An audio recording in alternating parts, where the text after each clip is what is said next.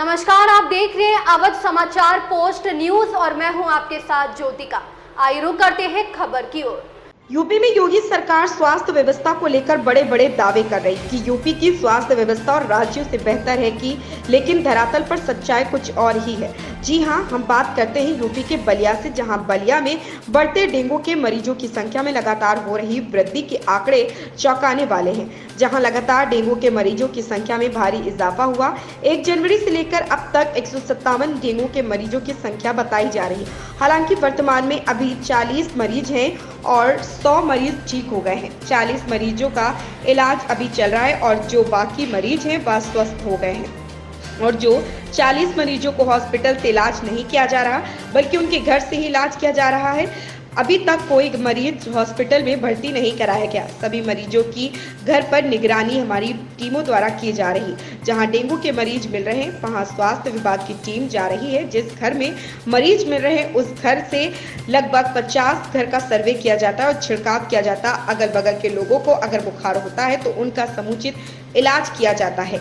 गांवों पंचायती विभाग के द्वारा छिड़काव की जाती है और शहरी क्षेत्रों में जो है वह नगर विकास के द्वारा छिड़काव किया जाता है। शासन और डीएम का भी निर्देश है कि पंचायती राज विभाग द्वारा गांवों में छिड़काव किया जाए। शासन और डीएम का भी निर्देश है कि गांवों में नियमित छिड़काव हो। सर एक परिचय। मेरा नाम डॉक्टर अभिषेक है। मैं नोडल वेक्टर बॉर्न के पद पर कार्यरत हूँ। सर अब तक डेंगू के कितने मरीज हैं और क्या स्थिति है?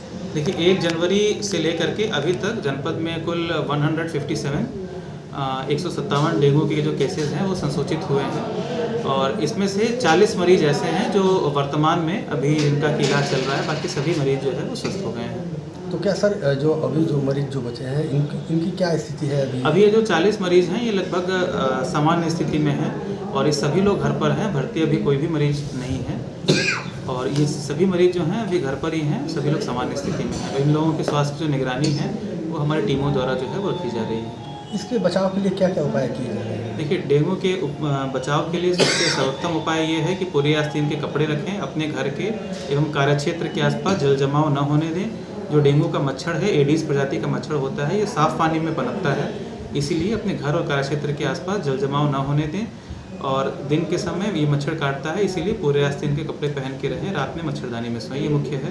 विभाग की तरफ से कहीं पर भी अगर डेंगू के केस संसूचित होते हैं तो वहाँ पर स्वास्थ्य विभाग की टीम जाती है और जिस घर में मरीज रह रहा होता है उसके 50 घर के दायरे में सर्वे किया जाता है, लार्विसाइडल का छिड़काव किया जाता है, सोर्स रिडक्शन किया जाता है।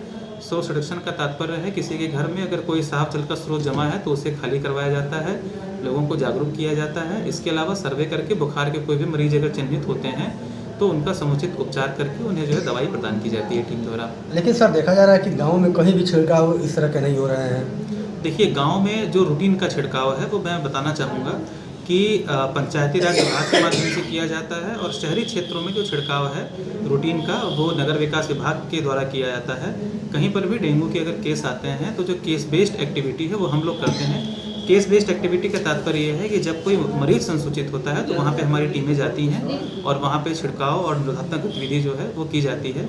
लेकिन रूटीन में जो अगर कहीं कोई मरीज नहीं है, सामान्य रूप से एक जो प्रिवेंटिव छिड़काव या फॉगिंग वगैरह होता है वो शासन के भी निर्देश हैं, डीएम सर के भी निर्देश हैं। वो ग्रामीण क्षेत्रों में पंचायती राज विभाग और शहरी क्षेत्रों में नगर विकास विभाग ईओ के माध्यम से ये होता है। अगर ग्रामीण क्षेत्रों में अगर छिड़काव नहीं होता तो ये किसकी लापरवाही कही जाएगी? अगर नहीं छिड़काव होता तो क्या उनके विरुद्ध किस तरह की कार्रवाई होनी चाहिए? देखिए, मेन बात यह है कि शासन के भी गाइडलाइन है, डीएम सर के भी निर्देश हैं कि नियमित अंतराल पर जो ग्रामीण क्षेत्र हैं उनमें छिड़काव हो।